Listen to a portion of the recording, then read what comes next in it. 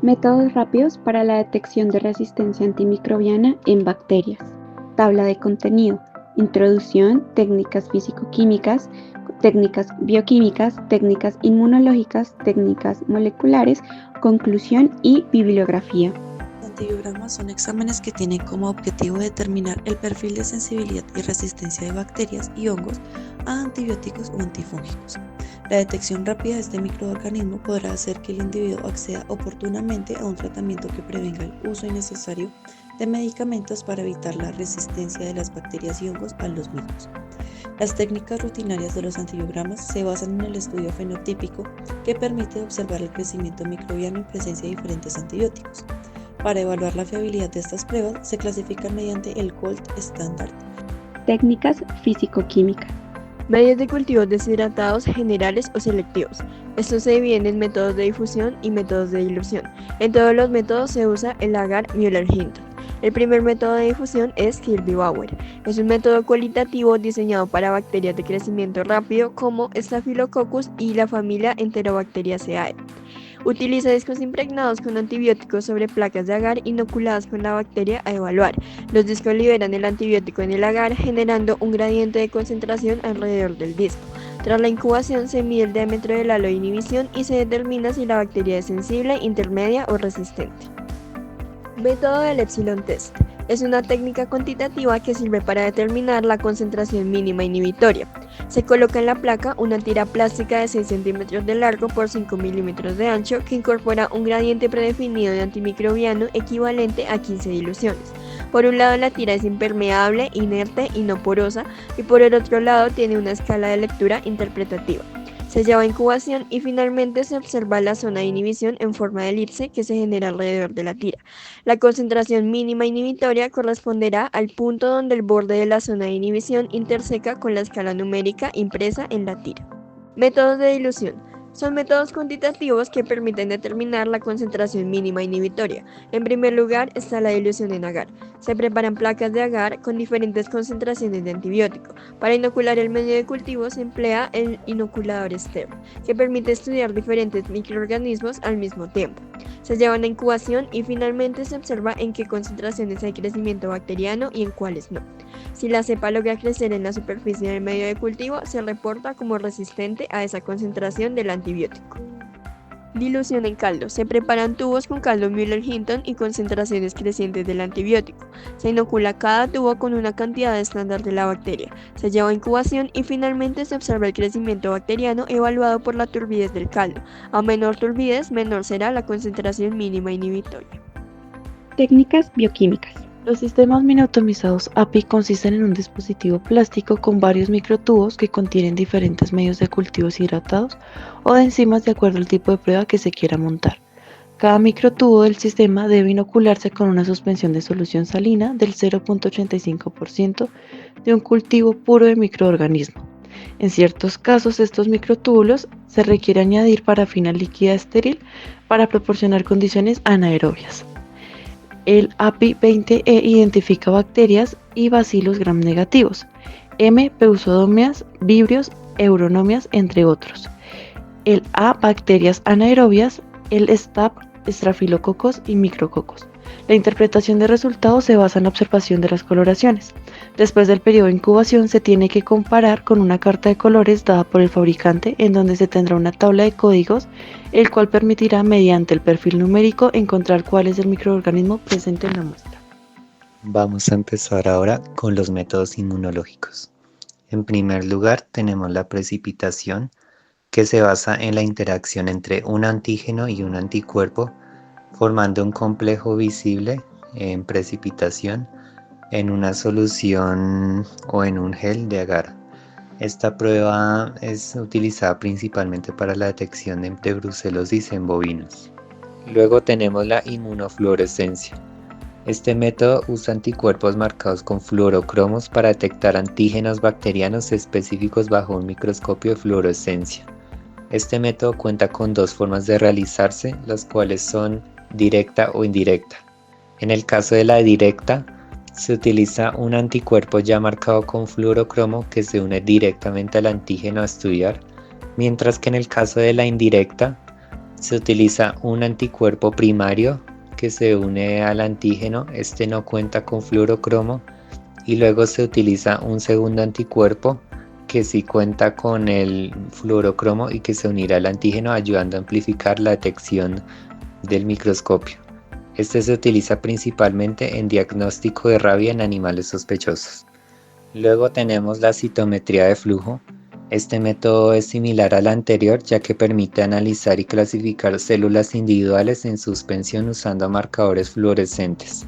En este método también se utilizan anticuerpos marcados con fluorescencia que se unen al antígeno a estudiar, y posteriormente estos serán pasados por un citómetro de flujo para su correcto análisis. Este método es utilizado en la detección de Escherichia coli resistente a betalactámicos en orina de perros. Radioinmunensayo o RIA es una técnica de laboratorio utilizada para la detección y cuantificación de sustancias. En sus pasos tenemos preparación de reactivos, que se puede usar un isótopo radioactivo de yodo 125 o tritio. Mezcla de reactivos, esta produce una competencia, después separación de complejos, medición de radioactividad y análisis de datos, que se hace con una curva estándar. Como ejemplo de radioinmunensayo podemos tener la medición de insulina en la sangre para diagnóstico de diabetes. Enzimo inmunoensayo. Existen 4 tipos principales de ELISA: directo, indirecto, competitivo y tipo sándwich. El ELISA es un método utilizado para detectar cuantitativamente un antígeno en una muestra. Como pasos del ELISA tipo sándwich tenemos el anticuerpo de captura, se une a los pocillos de la placa de ELISA. Se añade la muestra al pocillo, se lava la microplaca, se añade el anticuerpo de detección, se lava la microplaca, se añade el sustrato, se lee la placa y por último se calculan los resultados. Un ejemplo puede ser la detección de virus de la fiebre aftosa en bovinos. Inmunocromatografía es una técnica rápida de diagnóstico, como las pruebas rápidas. Aplicación de la muestra. Se puede depositar sangre, orina, saliva o leche. Reacción con el conjugado. En la zona de reacción, la muestra se encuentra con anticuerpos marcados. Migración y captura de la línea de prueba. La mezcla avanza por la membrana hasta la línea de prueba, donde hay anticuerpos inmovilizados. Migración a la línea de control. Esta línea confirma que el test ha funcionado correctamente.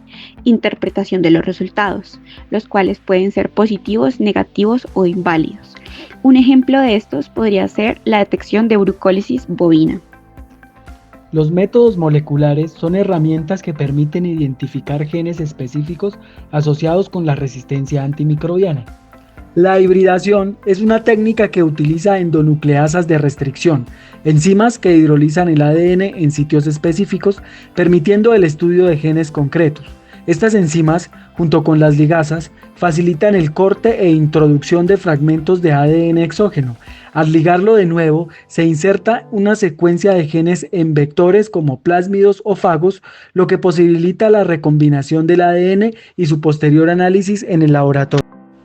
Aquí lo podemos ver de una manera más esquemática. Con un vector plasmídico lo cortamos e introducimos el gen de resistencia que queremos replicar y lo cerramos por ligasa, como por ejemplo el plásmido PBR322, que tiene un origen de replicación ORI, genes de resistencia para tetraciclina y ampicilina y también secuencias de corte por enzimas de restricción. Para identificar distintos fragmentos recombinados de ADN, se utilizan oligonucleótidos con isótopo radiactivo fósforo 32 y la técnica Schauder-Blot. Se realiza una electroforesis en agarosa que separa analitos por peso molecular. Posteriormente, los analitos se transfieren a un filtro de nitrocelulosa para la hibridación. Y finalmente, se elabora una autorradiografía para ubicar los fragmentos de ADN marcados. La PCR permite detectar resistencias antimicrobianas al identificar genes que codifican para betalactamasas y carbapenasas, que inactivan antimicrobianos betalactámicos y carbapenes. Existen 3 tipos: los plasmídicos, cromosómicos y los intrínsecos, que son de mayor relevancia. La diseminación es eficaz debido a que se ubican en transposones. Los microarrays o chips son superficies sólidas hechas de materiales como nylon, nitrocelulosa o silicio, que contienen cientos de sondas. Cuando se coloca una muestra, las secuencias relevantes se hibridan con la sonda y emiten fluorescencia, señalando una hibridación exitosa. Para hacer análisis de expresión existen dos tipos de microarreglos. Los de un canal en el que primero se extrae RNA de células normales y de células con genes de resistencia. Se convierte a DNA complementario con la ayuda de transcriptasas reversa y después se añade un fluoróforo. Tras la hibridación, las células con más DNA emiten más fluorescencia, indicando una sobreexpresión génica. Los microarreglos de dos canales se utilizan para extraer RNA y convertirlo en DNA complementario con enzimas transcriptasa reversa. Se asignan diferentes fluoróforos a cada canal. Al hibridar en una fracción, se espera que las hibridaciones sean competitivas, resultando un color anaranjado. Cuando en un microarreglo la coloración es mayoritariamente verde, hay más DNA complementario de genes beta-lactamasas que de carbapenasas, indicando sobreexpresión del gen beta-lactamasa. Si la coloración es mayoritariamente roja, hubo mayor expresión de gen carbapenasas, y si el color es amarillo, no hay diferencias considerables. Conclusión. Existen diversas técnicas para la detección de resistencia antimicrobiana que han ido evolucionando con el paso del tiempo. La implementación de estos métodos en laboratorios es clave para frenar la propagación de microorganismos resistentes, optimizar el uso de antibióticos y garantizar mejores resultados en salud pública.